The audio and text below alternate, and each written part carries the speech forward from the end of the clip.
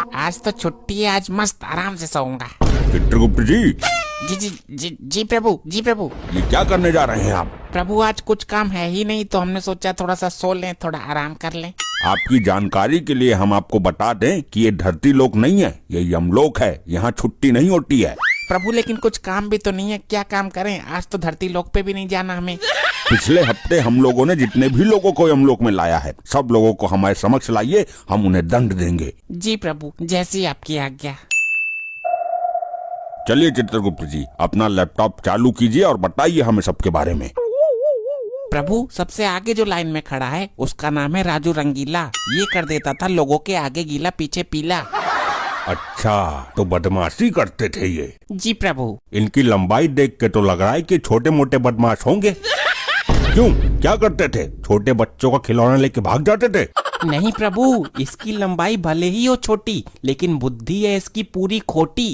अच्छा, ऐसा क्या करता था ये? यमराज जी हम खुद ही बता दें अपना।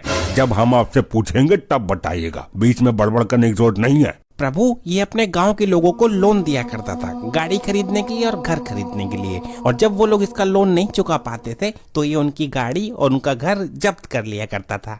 अब आप ही बताइए यमराज जी, कोई मेरा पैसा नहीं लौटा रहा तो हम उसकी घर और गाड़ी ही हड़पेंगे ना, उसकी पूजा थोड़ी करेंगे। चित्रगुप्त जी। जी प्रभु। आगे बताइए। जी प्रभु, अब यहाँ से इसकी बदमाशी शुरू होती है प्रभु। वो कैसे? जिन लोगों ने इससे गाड़ी और घर लेने के लिए लोन पे पैसे लिए, वो लोग लोन ना चुका पाए, वहीं पे ये बदमाशी करता था। अच्छा, कैसी बदमाशी? प्रभु जैसे ही लोन चुकाने की डेट आया करती थी, ये उसके 2 दिन पहले गायब हो जाता था। अच्छा, और लोन चुकाने की डेट से 4 दिन बाद वापस आया करता था। अच्छा, तो ये है शरीर छोटी लेकिन बुद्धि खोटी। आगे तो सुनिए प्रभु। बताइए। फिर जब गांव वाले इसके लोन का पैसा वापस करने आते थे तो ये बोलता था कि अब देने की तारीख निकल गई है, अब 20% इंटरेस्ट लगेगा। लेकिन लोन देने के टाइम पे ये बोलता था कि सिर्फ 5% इंटरेस्ट लगेगा। बदमाश तो बहुत ही खतरनाक था ये। और प्रभु इतना ब्याज गांव वाले दे नहीं पाते थे तो ये जाता था उनके घर और गाड़ी पे कब्जा कर लेता था। बहुत ही बुरा काम करता था ये इंसान। चित्रगुप्त जी। जी प्रभु। इसको तुरंत नर्क में भेजा जाए और गरम तेल की कढ़ाई में इसको तला जाए। और एक बात याद रहे। जी प्रभु। कढ़ाई का तेल 20% अधिक गर्म होना चाहिए ताकि इसका ब्याज का पूरा प्याज निकल जाए। जी प्रभु, जैसी आपकी आज्ञा। प्रभु हमको भी कुछ बोल लेने दीजिए। हमें फालतू बातें सुनने की आदत नहीं है, ले जाइए इसे हमारे सामने से। अगला कौन है चित्रगुप्त जी, उसके बारे में हमें बताइए। प्रभु ये जो दूसरे नंबर पे व्यक्ति खड़ा है, वैसे तो इसका नाम प्रियांशु है, लेकिन रात में ये प्रिया बन जाता है।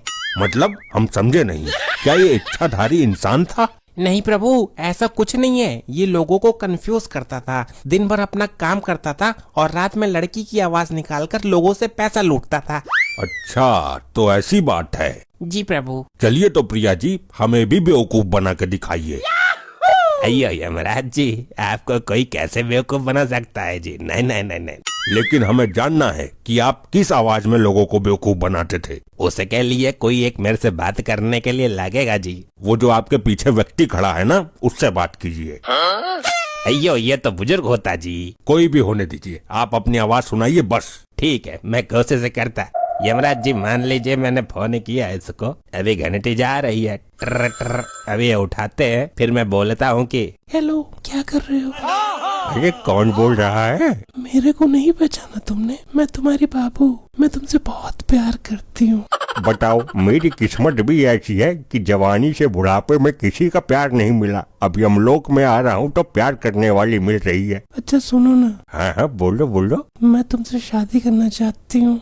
अरे यार, तुम्हारी आवाज तो बहुत अच्छी है। मेरे से शादी करोगे ना तुम? अरे बिल्कुल करेंगे, यमलोक में करेंगे। तो मेरा एक छोटा सा काम कर सकते हो क्या? अरे एक नहीं, तुम 100 बताओ, 100 काम करवा देंगे तुम्हारे। मेरे को बस 1000 रुपए भेज दो ना, मेरे को बहुत जरूरत है।